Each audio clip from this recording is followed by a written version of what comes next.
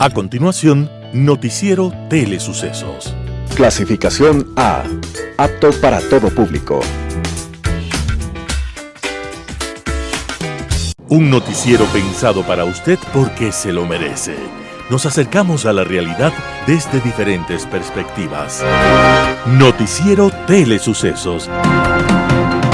Primera parte del Noticiero Telesucesos con las noticias más importantes del día. Bienvenidos a su Noticiero Telesucesos. Este espacio informativo llega gracias a Preescolar El Parque. Estamos seguros de ser únicos por haber creado un lugar especial en que las fantasías de los niños se hacen realidad y haber desarrollado un lugar excepcional para crecer, aprender y ser felices. Con orgullo tenemos la certeza de que somos el centro de desarrollo infantil más avanzado de la ciudad. Comuníquese al 099 73 72 081. Sean ustedes bienvenidos a su Noticiero Telesucesos. Un día como hoy. Cuando los primeros europeos llegaron a América, se quedaron maravillados por todo, por la fauna y por la flora, por el oro, por el clima y también por nosotros, los humanos.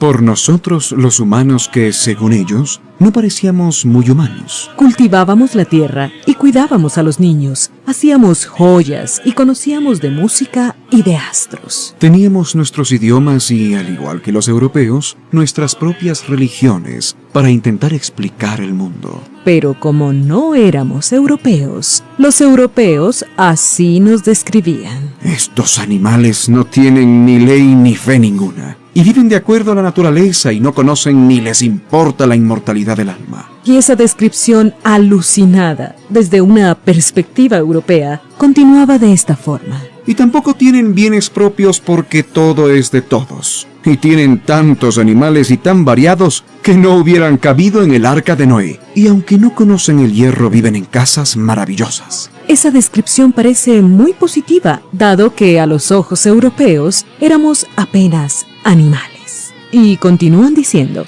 no tienen límites, no tienen rey, cada uno es dueño de sí mismo y no obedecen a nadie, y no reina entre ellos la codicia. Así éramos, pero aún así éramos considerados simples animales, hasta que, un día como hoy, el Papa Paulo V declaró que los indígenas del Nuevo Mundo teníamos alma y éramos personas. Fue un 2 de junio de 1537. Claro que, más allá del reconocimiento oficial de los europeos, los americanos tenemos la sospecha de que, a pesar de todo, sí hemos sido personas, desde mucho antes. Las principales noticias del día.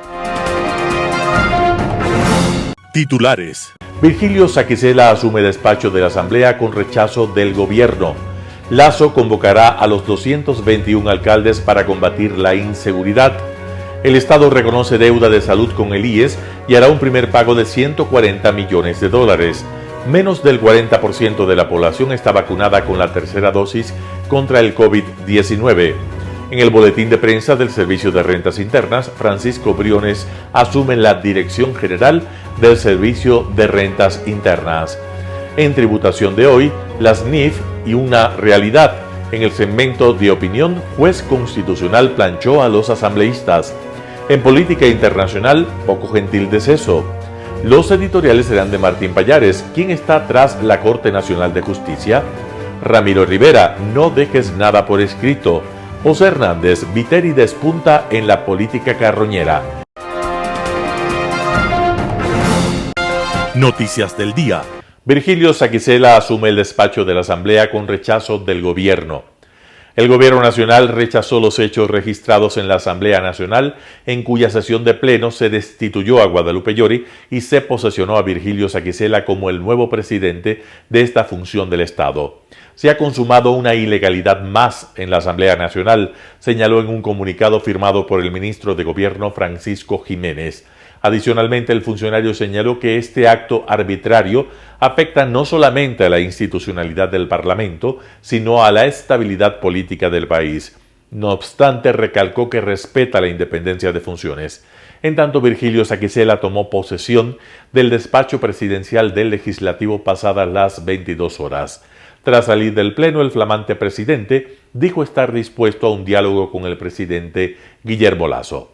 Extendemos las dos manos, aspiramos a dialogar sobre la marcha con el gobierno nacional y coincidir en la agenda legislativa que ellos propongan y la propia del Parlamento, manifestó.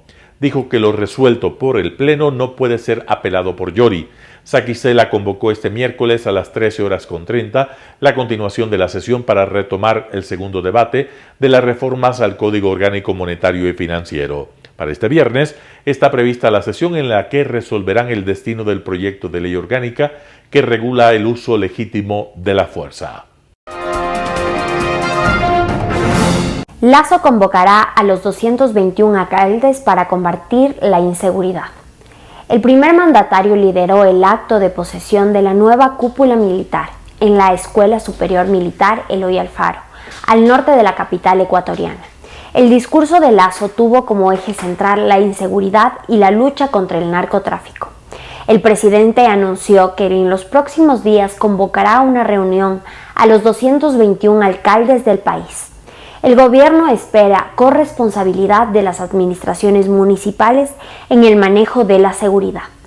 Además, este llamado se extenderá a la sociedad civil, la academia y los medios de comunicación. Según Lazo, la crisis de inseguridad se debe a la reacción de los grupos delincuenciales por los golpes que han recibido de la Policía Nacional y de las Fuerzas Armadas a estas organizaciones. El ministro de Defensa, Luis Lara, en cambio, dijo que es el momento de declararle una guerra frontal al narcotráfico y a la delincuencia organizada. El Estado reconoce deuda de salud con el IES y hará un primer pago de $140 millones.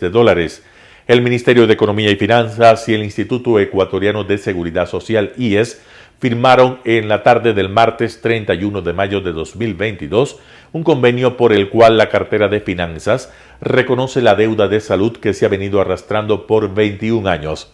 En el acto participaron el ministro de Economía, Simón Cueva, Francisco Cepeda, presidente del Consejo Directivo del IES, y Nelson García, director del IES. Tras varios meses de conversaciones, se ha llegado al acuerdo de firmar un convenio marco de reconocimiento de la deuda que fue calificado por ambas partes como un hito histórico. El ministro Simón Cueva explicó que con base en el manejo transparente y técnico de las finanzas públicas, se ha llegado a este convenio marco que se traducirá en un pago inmediato de $140 millones. Esos valores corresponden al periodo 2013-2016 que cuenta con auditorías. Posteriormente se avanzará con otros tramos de la deuda.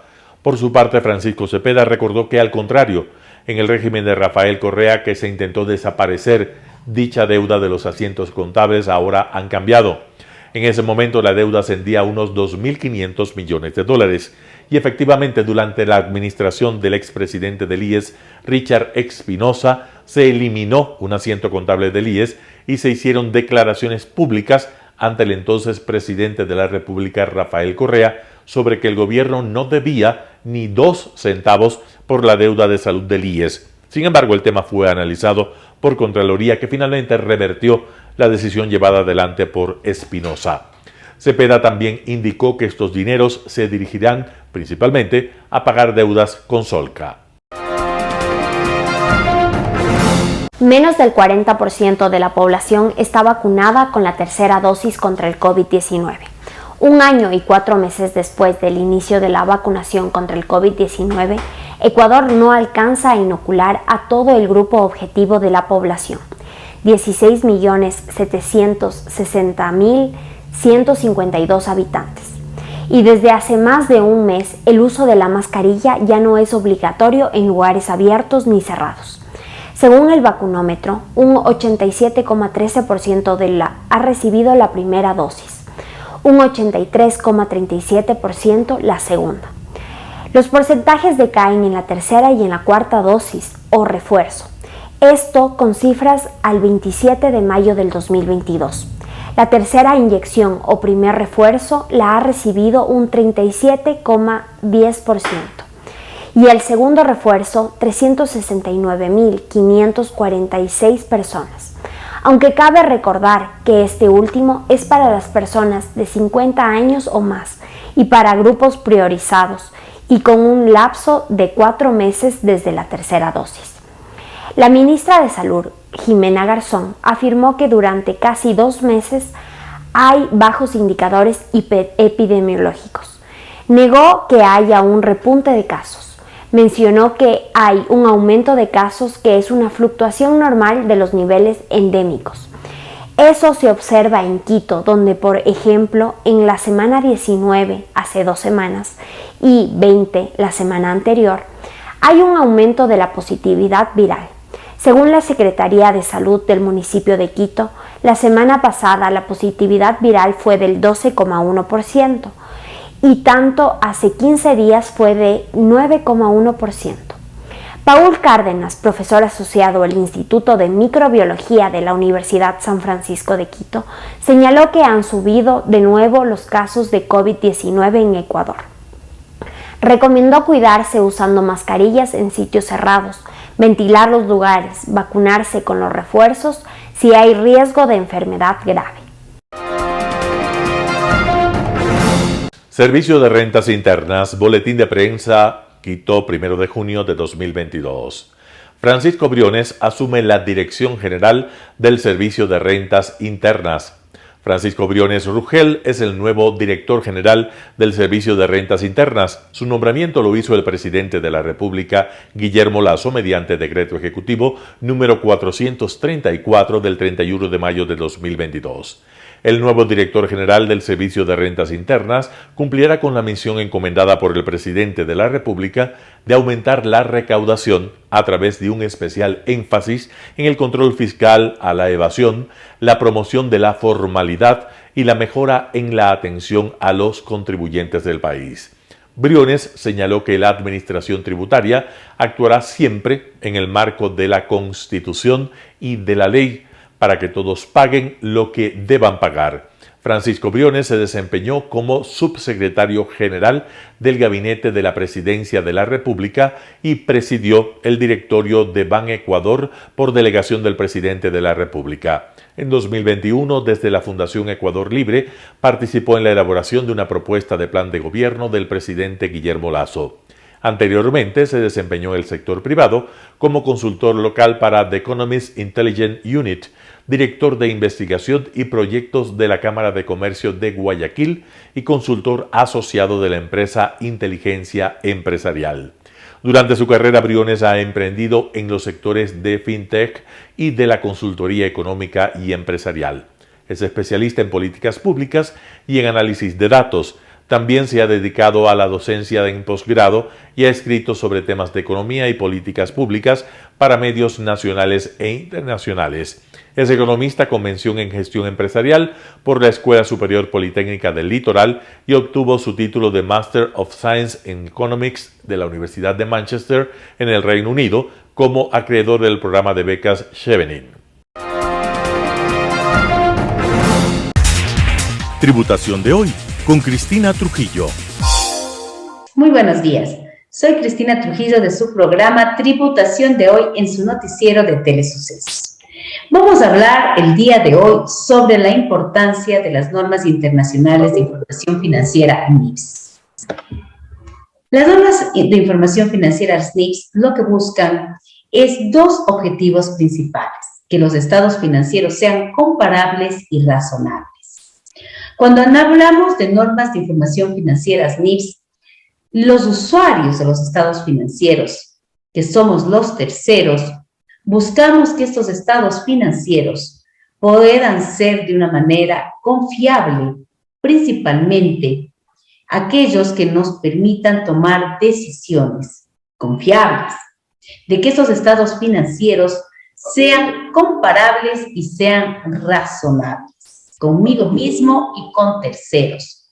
Sobre todo que sean preparados sobre bases de presentación, que se hayan utilizado políticas contables tanto en el reconocimiento inicial y posterior de las transacciones, que sus inventarios, que su propiedad, planta y equipo, que sus instrumentos financieros, que sus activos biológicos, que sus cuentas por cobrar, que sus ingresos, costos y gastos se hayan sido registrados, reconocidos en la contabilidad de una manera confiable, razonable, uniforme.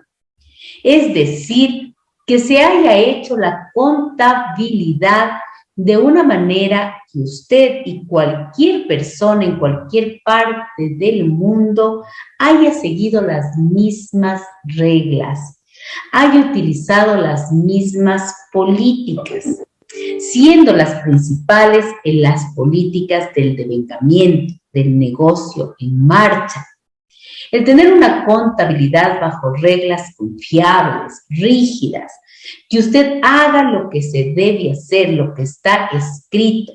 Nada de improvisaciones, sino lo que se debe generar bajo un conjunto de reglas, de estados financieros, en donde se cumplan con principios de comparabilidad, uniformidad, negocio en marcha, reglas del devengado, donde cada contador, cada gerente financiero haya cumplido con estas normas, en donde el concepto del valor razonable sea la regla principal, el concepto del valor justo, donde cada persona, cada organización pueda confiar en que cada número registrado, cada transacción registrada, responda a una realidad económica, a la imagen fiel de la organización, en donde no existan sobreestimaciones, subestimaciones, donde el patrimonio, el activo, el pasivo, sea lo que debe reflejarse a una fecha balance, es lo que cada organización, cada incluso organismo de control va a sentirse totalmente, yo digo, respaldado, confiado y sobre todo garantizado en un determinado periodo fiscal. Siempre la contabilidad financiera, la contabilidad bajo un lenguaje universal, sobre un lenguaje de un estándar de calidad, es lo que vamos a requerir en un país. La contabilidad bajo NIPS vino a quedarse, y vino a quedarse porque era la necesidad de los profesionales contables, de los organismos de control, de las empresas. Y es por eso que cuando hablamos de un lenguaje contable internacional, hablamos de estándares de calidad. Y los estándares de calidad es lo que hacen que las profesiones contables se revaloricen. Y es lo que nosotros necesitamos. Necesitamos como empresarios y necesitamos definitivamente como profesionales. Soy Cristina Trujillo, de su programa Tributación de Hoy en su noticiero de Telesucesos. Un panorama de noticias para su estatura intelectual.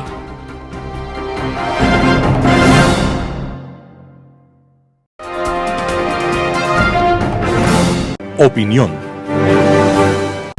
Bienvenidos. La presidenta de la Asamblea Nacional acudió a un juez constitucional a solicitarle una medida cautelar con el propósito de que se suspenda el trámite de la comisión especialísima, que tiene por supuesto el informe, los votos y todo listo para decapitar a la presidenta de la Corte, de la función legislativa de la Asamblea Nacional. Esa es como una bola cantada. Qué cosa tan cursi, perdonen el término.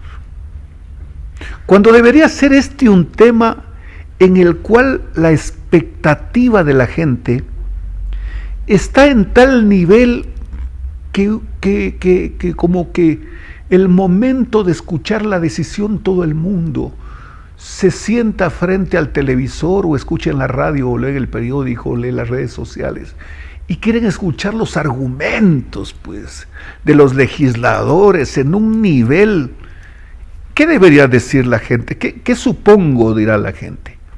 Si hace 30 años para conseguir una nota histórica había que ir al archivo del Congreso Nacional, ¿no? O a la biblioteca del Congreso Nacional, a buscar documentos, al departamento de actas, a buscar el acta, para ver un dato sobre un tema que se está tratando y que se lo trató y que no tuvo éxito o que sí tuvo éxito. Y hoy que tenemos todo en un teléfono, ¿no? Un poco como que eso se degradó. O sea, ni leer, pues. Pero ni leer. Yo recuerdo legisladores que decía: señor presidente, solicito que disponga que el secretario lea el libro del historiador Enrique Ayala Mora, por decir algo, desde la página 63 a la 79, que tiene que ver con la independencia, porque al parecer veo que aquí no han salido, o mejor dicho, no está la mejor expresión de los patriotas. Se me ocurrió nomás como ejemplo, ¿no? Entonces leía al secretario y los legisladores escuchaban. No habían legisladores que estén ahí pues leyendo una carta, no. Ahora leyendo el tuit, no habían, pues. No, a nadie se le ocurría. Entonces la presidenta le ha dicho: señor juez constitucional, esa comisión ha sido conformada por legisladores espontáneos, uno de Pachacuti y una a la Izquierda Democrática. A ver, explíquese. Sí, la ley orgánica dice que los representantes a la comisión ad hoc serán designados por sus bloques, ni el un caso ni el otro, no los han designado. Llegaron ellos, sentaron y dijeron: ya estoy aquí, porque tengo derecho. Bueno, de una vez que se sienten en la presidenta de la Asamblea, pues en la vicepresidencia, o en la segunda vicepresidencia, o en la presidencia de la comisión, porque tengo derecho. No es así, pues. Y el juez les dice a ellos en el fallo: señores, esa conformación, con otro término, es espuria, no vale de nada. Así que vuelvan a conformar la comisión. Pero además les advierte de que si esa comisión produce un documento que puede servir para que vaya al pleno y tome una decisión, es nulo. Obvio, pues, es una comisión espuria, es como no haber nacido. Fíjense ustedes cómo se arriesgan los legisladores a hacer el papel ridículo. ¿Y qué es lo que he escuchado hace pocas horas? Pues que esto ya es impresionante. He escuchado que salen a decir: no acataremos. A ver, un momentito. A ver. ¿Quiénes ha dicho que ustedes están sobre la ley, sobre la Constitución?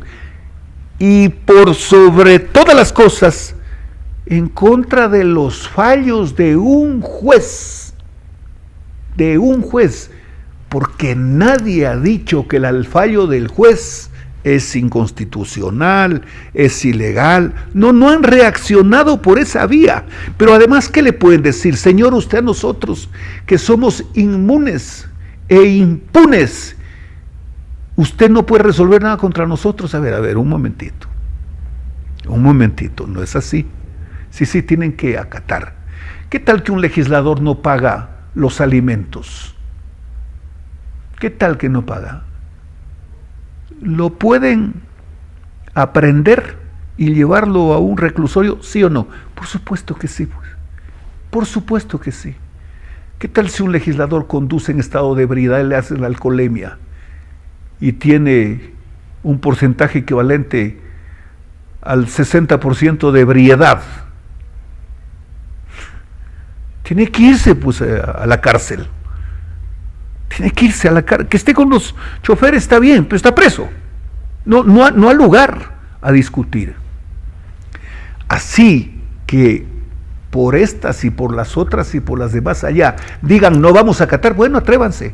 Digo yo como una forma de explicarme, porque no tengo intención de amenazarlos. No. Alguien diría: no son cotejas. Tienen que acatar, porque el desacato, legisladoras y legisladores, el desacato les puede costar muy caro. Seguramente en las próximas horas ellos mismos les dirán a sus jefes de la conspiración, no, nosotros no podemos hacer eso, no, nos vamos a quedar sin cargo. No, y ya me compré un carro, pues, y pago $500 mensuales de la cuota de la letra, del carro, etcétera. No me puedo quedar sin carro. No, además, puse una cantidad de plata y tengo un departamento en Anticres. Así que eso puede ocurrir. Pero solo quiero compartir con ustedes un hecho que lo vivimos, lo escuchamos en forma reiterada. Ustedes han escuchado, yo por supuesto que sí, a los legisladores decir cuando hablan de su institución, de la Asamblea, dicen, este es el primer poder del Estado. ¿Sí los han escuchado, no? Así lo dicen. Y yo no sé quién les dijo o les mandó a decir o les escribió que así es. No es así. No es así, es horizontal el resultado de la Revolución Francesa. Y el pensamiento de Montesquieu es horizontal. El Ejecutivo gobierna, el legislativo legisla y el judicial juzga. No. Y esta palabrita, esta letra que completa la oración, y esta palabrita, la I o la Y, y el Poder Judicial, ellos creo que interpretan que el Poder Judicial está a la cola. No, señor, no es así. Tanto no lo es que un juez puede resolver, sentenciar al presidente de la República, a un legislador, al presidente de la Asamblea, etcétera, etcétera. Así que no se hagan ese harakiri. Somos el primer poder del Estado. ¿De parte de quién? ¿De parte de quién? Y con mayor razón cuando se trata de una resolución constitucional. O si no, búsquense alguien experto en dibujo que les dibuje una pirámide y medio háganse asesorar o lean o de cualquier manera que había un señor Kelsen que hablaba de la pirámide de la ley y la jerarquía de la ley. Nos vemos la próxima semana. Global Hoy con Alan Carney. Tras la firma de los acuerdos de paz entre el Estado colombiano y la guerrilla de las FARC, estas, sea por una planificación engañosa o sea por una fractura real, mantiene varios grupos armados aún vigentes bajo la común denominación de disidencias de las FARC. La presencia de estas disidencias se da en las áreas donde, coincidencialmente, es más importante el narcotráfico, desde la siembra y cultivo de la coca hasta el procesamiento de la cocaína, su transporte y entrega a los cárteles, por lo general mexicanos, encargados de trasladarla a su destino final.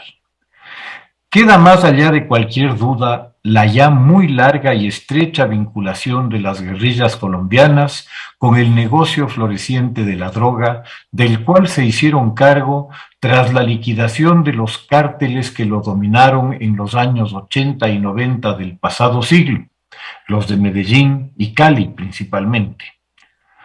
Los mandos medios de los cárteles vieron en las FARC y en otras organizaciones armadas subversivas la oportunidad de continuar en el lucrativo negocio. En un plazo muy breve, cualquier carácter revolucionario que pudiera haber tenido la guerrilla desapareció ante la súbita riqueza que cayó en sus manos y que significó el disponer de unos recursos de otra dimensión a los que secuestros extortivos, asaltos y vacunas les habían proporcionado antes. Cuando se alcanzaron los acuerdos de paz, un porcentaje significativo de miembros de las FARC optaron por no aceptar entregar las armas y desmovilizarse, decidiendo más bien seguir con un negocio que les enriquecería aún por mucho tiempo.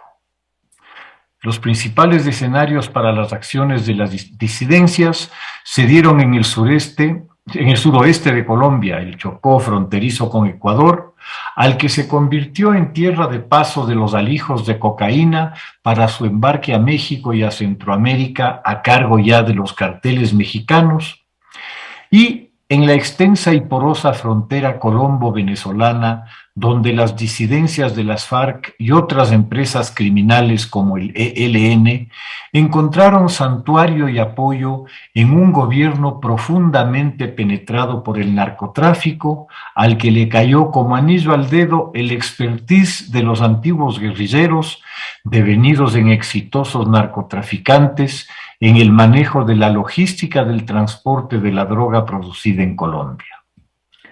El patrón del cartel de los soles se encargaría de darles el apoyo y los contactos necesarios para que su actividad al interior de Venezuela pudiera ser fluida y segura.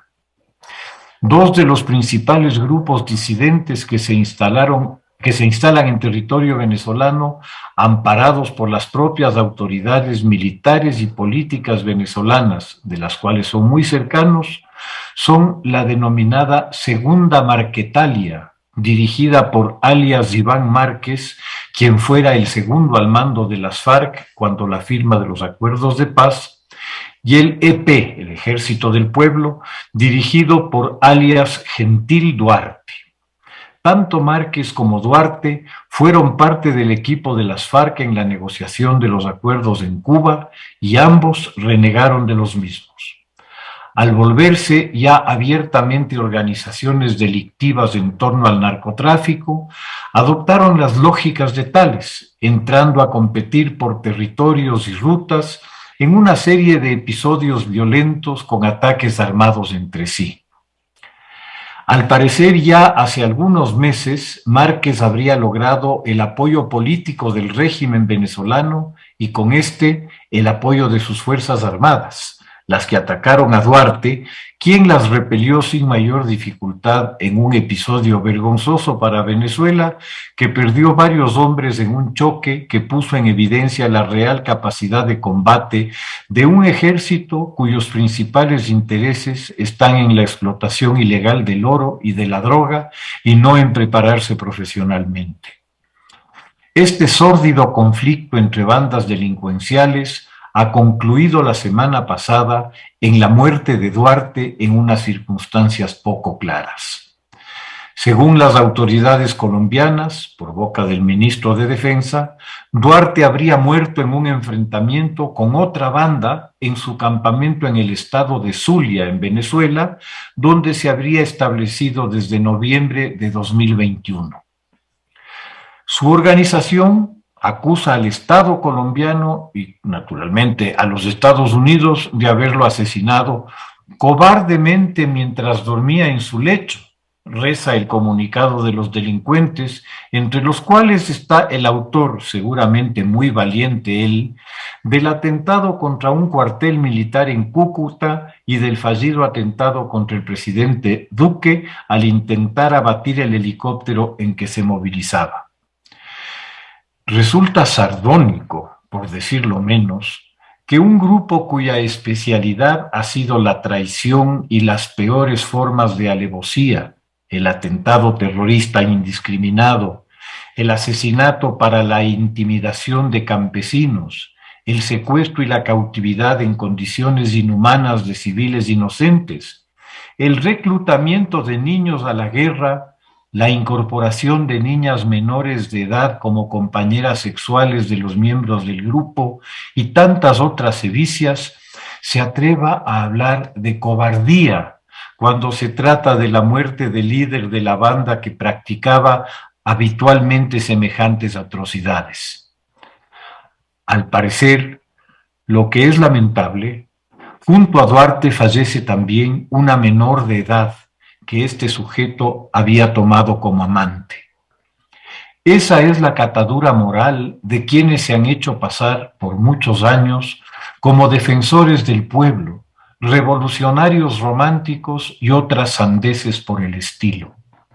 La verdad que emerge es la de una gavilla de delincuentes avesados, habituados a matar sin escrúpulo alguno a los que, sea por mala fe, ceguera ideológica o simple estupidez, muchos gobiernos y organizaciones políticas se negaron a calificarlas como terroristas, lo que los vuelve cómplices de criminales.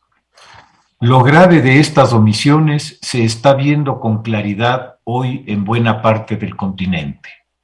El crimen organizado es ya parte estructural y hasta multinacional en la región. Hace unos días nomás comentábamos del asesinato del fiscal paraguayo Pecci, ni siquiera en su país, sino durante su luna de miel en Colombia, en un acto de sicariato ordenado al parecer por grupos narcotraficantes brasileños y paraguayos, asociados a terroristas libaneses de Hezbollah, también partícipes del negocio. Esta internacional del terror y del crimen está ya firmemente insertada en la región, con sus tentáculos en el sistema de justicia, en policía y fuerzas armadas, en la administración pública y en las finanzas y negocios de toda índole, donde pueden lavar sus ingentes recursos. A eso nos ha llevado la normalización del delito y el culto al dinero fácil. Salir de tal condición, si se lograra, costará mucha sangre y mucho sufrimiento. Tan solo miremos a nuestros vecinos, sin olvidarnos, eso sí, de mirarnos a nosotros mismos. Muchas gracias. Editorial. ¿Quién está tras la Corte Nacional de Justicia? Martín Pallares, 4 Pelagatos. Las cabezas de los 3 organismos que inciden en la administración de justicia están en una pugna cuya explicación es el control de la Corte Nacional de Justicia, la institución donde se resuelven casos y recursos que podrían cambiar sentencias. Los protagonistas son Iván Saquicela, presidente de la Corte Nacional de Justicia, Fausto Murillo, presidente del Consejo de la Judicatura, y Hernán Ulloa, presidente del Consejo de Participación Ciudadana y Control Social. La pugna es tan desembosada que tiene capítulos que podrían ser chistosos si no estuvieran en juego la justicia, por ejemplo. El abogado Alex Guamán, que presentó la denuncia en contra de Iván Saquicela acusándolo de no haber tramitado a tiempo la extradición de Rafael Correa y que dio pie para el Consejo de la Judicatura suspenda al presidente de la Corte Nacional de Justicia, bueno, él desistió poco después de esa misma denuncia presentada, pero luego volvió a cambiar de opinión y desistió de su primer desistimiento. Es decir, el Consejo de la Judicatura podría destituir al presidente del más importante Tribunal de Justicia del país, sustentándose en el desestimamiento de una denuncia. El denunciante, que cambió de opinión 2 veces, se ha justificado diciendo que Saquicela lo tiene amenazado. Saquicela dice que es Fausto Murillo quien lo amenaza. La disputa comenzó cuando Iván Saquicela presentó una terna al Consejo de Participación Ciudadana para que ese organismo nombre al delegado de la Corte Nacional de Justicia ante el Consejo de la Judicatura. El delegado, que según el artículo 179 de la Constitución es el presidente de la Judicatura. Los amigos del presidente de la Judicatura vieron en esa movida un intento de Saquicela para sacar a Murillo y adueñarse de esa institución. El envío de la terna fue ignorado por Hernán Ulloa, presidente del Consejo de Participación Ciudadana, que tenía que hacer la designación. Cuando habían transcurrido 83 días del envío, Saquicela retiró la terna y dijo que Ulloa había incumplido con sus funciones. ¿Por qué Ulloa no tramitó el nombramiento del nuevo consejero y por qué Saquicela retiró la terna? Según Ulloa, la demora se debió a que estaba estudiando que no hubiera violaciones a la ley en el envío de dicha terna. Saquicela, por su lado, dijo que la retiró porque el Consejo de Participación no había querido tramitarla y porque se estaba tratando de meter la mano en la justicia. Ulloa se confabuló con Fausto Murillo, su amigo, para evitar que pierda la presidencia del Consejo de la Judicatura y por eso no puso en consideración del Pleno del Consejo de Participación la terna enviada. Saquicela retiró la terna y dijo que Ulloa no cumple con sus funciones para que los bloques correísta y social cristiano tengan un argumento más para censurar a la mayoría del Consejo de Participación Ciudadana en la Asamblea. ¿Qué intereses representan Ulloa y Murillo? Los observadores del mundo judicial se hacen muchas preguntas. Y entre las respuestas que se dan en ese mundo donde no se piden pruebas, dicen que Ulloa y Murillo deben sus cargos al Ejecutivo. Ulloa por el respaldo que el gobierno dio para que se cambie la correlación de fuerzas en el Consejo de Participación y lo nombren presidente, y Murillo porque cuando fue destituido de la judicatura por el Consejo de Participación, puso una acción de protección que fue aceptada por la Corte Provincial de Pichincha, donde fue determinante un informe del ministro de Trabajo, Patricio Donoso. Con esa acción de protección, Murillo pudo reintegrarse al Consejo de la Judicatura. Saquicela llegó a esta disputa luego de haber demorado inexplicablemente durante más de un año el expediente para la extradición de Rafael Correa. Además, había anunciado también de forma insólita que lo iba a hacer precisamente 5 días antes de que Bélgica le concediera el refugio político al expresidente. Fue precisamente este argumento del que se agarró el abogado que demandó a Saquicela ante la judicatura para que lo destituyan. ¿Estaba Saquicela ayudando a Correa a pesar de que él, como juez, fue el que lo condenó en el caso Sobornos? El desestimamiento de la denuncia hecho por Guamán vuelve esta puja desparpajada y grotesca. Fausto Murillo sumó otro elemento, horas después de que Guamán dijo que desistía de la demanda en contra de Saquicela. Fausto Murillo, él pidió vacaciones y se fue por 15 días. No dejó a su suplente a cargo de la institución, sino a su amigo y aliado Juan José Morillo, dejando así a la judicatura sin que pueda tratar el desestimamiento. Y que solo cuando llegó el desestimamiento del desestimamiento, la Corte y el Consejo de la Judicatura anunciaron que sí iban a tratarlo. Saquicela ha intentado 2 acciones de protección para ser reintegrado a su cargo, pero sin éxito. ¿Quién gana con esta puja entre Saquicela, Murillo y Ulloa?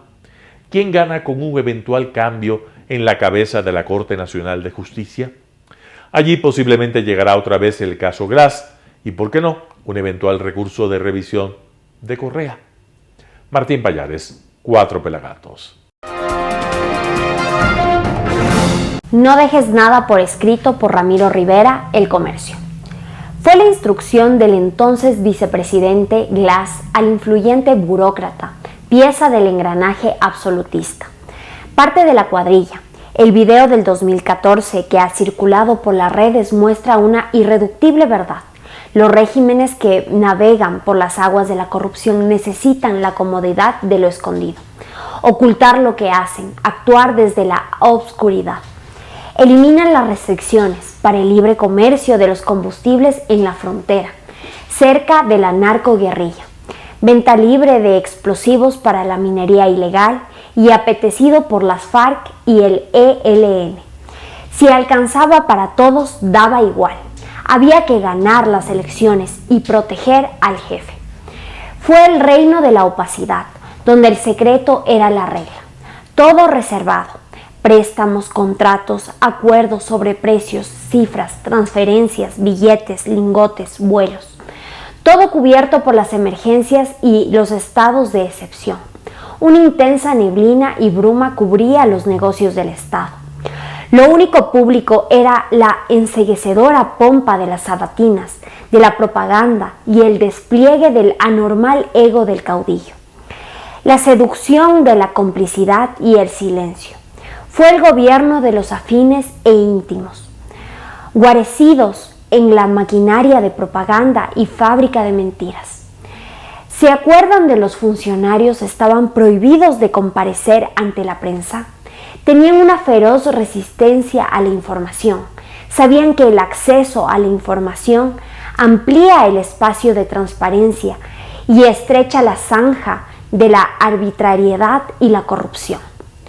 Norberto Bobbio decía, la democracia es idealmente el gobierno de un poder visible, es decir, el gobierno cuyos actos se realicen ante el público y bajo la supervisión de la opinión pública. Glass lo sabía, por eso actuaba desde la penumbra. Por eso el acoso a la prensa corrupta había despedazado los periódicos y asfixiado a los medios. Para la tira de desaforados y hambrientos de riqueza fue fiesta y comedia. Para los demás fue una tragedia. Ramiro Rivera, El Comercio. Viteri despunta en la política carroñera. José Hernández, 4 pelagatos. Caray, pocos sabían que Cynthia Viteri, además de poner carros en las pistas del aeropuerto, también es experta en la lucha contra bandas criminales y carteles de la droga. Ella misma se encargó de decírselo a sus administrados de Guayaquil.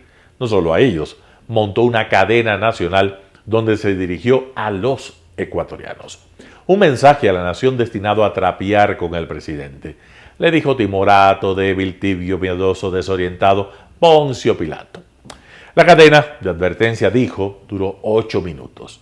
Una verdadera colección de frases asesinas, parpadeos burlones, incisivas inflexiones de voz, muy teatrales, muy estudiadas, para poner una distancia infinita entre ella y el presidente, al que no solo advirtió, también lo conminó, y lo hizo muy en su estilo, muy acorde a esa superioridad moral y política de la cual ella presume, quizá por saber que su esposo y en su mundo todo escasea.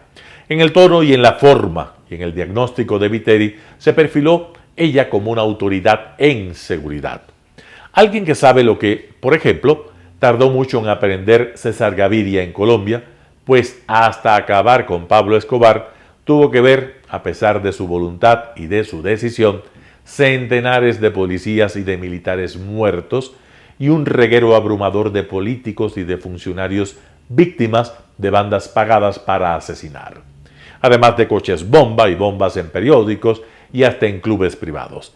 Viteri no alerta, tampoco critica con buena fe los vacíos de una acción gubernamental que se ha visto superada por la arremetida delincuencial que afecta en particular a Guayaquil.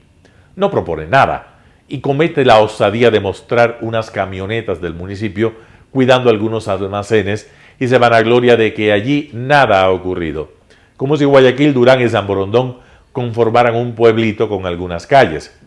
Viteri, con mala leche inocultable, recurre al viejo rito del chivo expiatorio en el cual Lazo no responde por un año de gestión. Lo hace por las décadas de carencias en la policía, falta de servicios de inteligencia, hacinamiento en las cárceles, miseria en las zonas de Guayaquil, Esmeraldas, Manabí, décadas de metida de mano a la justicia, décadas en las cuales el aliado social cristiano de Viteri ha gobernado Guayaquil fotografiando hasta la saciedad el malecón y las fachadas de las peñas, pero no ha mostrado nunca los cinturones de pobreza y de miseria que hay en los Guasmos, en la isla trinitaria, Ciudad de Dios, Monte Sinaí. Viteri habla de los delincuentes, pero olvida el contexto en el cual se da la delincuencia en su ciudad. Su visión reductora es impresionante. Ella quisiera hacer creer que la política de seguridad y la estrategia contra la delincuencia caben en una vieja película de vaqueros, buenos contra malos, policías y militares contra delincuentes. Y quiere hacer creer que la pesadilla que empieza a vivir Ecuador y con mayor intensidad y dolor Guayaquil se resuelve con la orden que debe dar el presidente de la República a los militares y a los policías de disparar contra los criminales. En el mundo de quinceañera caprichosa, que es el suyo, Viteri graba un video con aroma fascista, amparada por el supuesto dolor y la angustia que la violencia ha sembrado en su ciudad. Ella no tiene soluciones, pero tiene una bocota y un referente de moda, el presidente salvadoreño Nayib Bukele. No cita una sola política de seguridad, cita su capacidad para ajustar cuentas a los pandilleros ya detenidos, no darles de comer o no permitirles ver el sol, por ejemplo. Ah, si ella fuera Bukele, si ella pudiera mandar en policías y militares, controlar fronteras y armas, procesar jueces y fiscales que sueltan delincuentes, si ella pudiera hacer eso, otro sería el cantar en Ecuador. Ella enseñaría lo que es blindar una ciudad y no tener compasión alguna con los criminales. Naturalmente, el gobierno debería dotarla de recursos suficientes. Es la única antena que ella tiene a tierra, la plata. Porque el resto lo resuelve en un abrir y cerrar de ojos. Dar más armas a la fuerza pública, chalecos antibalas, vehículos, comida, dormitorios, tecnología, drones y claro, más personal. Cualquiera, oyéndole, Imagina que hay policías formados que están ahí, desempleados, esperando. Tecnología que no se usa, cárceles desocupadas que el gobierno no quiere ocupar y un presidente que en vez de combatir a los delincuentes, los indulta. Y plata, mucha plata que hay y que nadie quiere gastar. Reductora, mentirosa, manipuladora y populista. Se sabía que Viteri es irresponsable e inmadura, pero acaba de superar los límites de la miseria política. Ella suma en su breviario populista una capacidad desquiciada para usar el dolor de la comunidad que tiene que cuidar. Y en vez de sumar y proponer, ella licua solo al presidente, también licua a los policías y a los militares, a los fiscales y a los jueces decentes que están poniendo la cara.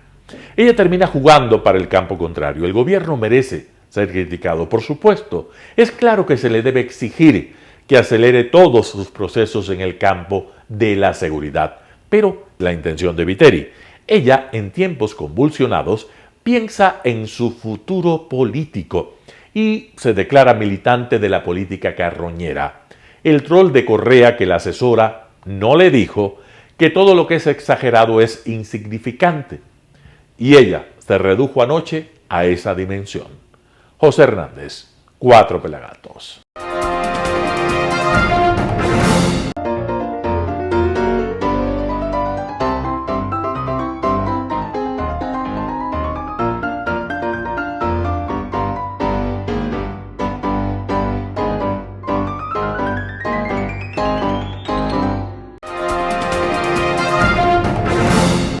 Gracias por sintonizar el noticiero Telesucesos. Este espacio informativo llegó gracias a Preescolar El Parque. Estamos seguros de ser únicos por haber creado un lugar especial en que las fantasías de los niños se hacen realidad y haber desarrollado un lugar excepcional para crecer, aprender y ser felices. Con orgullo tenemos la certeza de que somos el centro de desarrollo infantil más avanzado de la ciudad. Comuníquese al 099 73 72 081. Síganos en nuestras redes sociales, Facebook Telesucesos Quito, Instagram @telesucesos_, Twitter @telesucesos29, YouTube Telesucesos HD y en nuestra página web www.telesucesos.net. Hasta mañana. Lo mejor de la mañana informando para usted. Noticiero Telesucesos.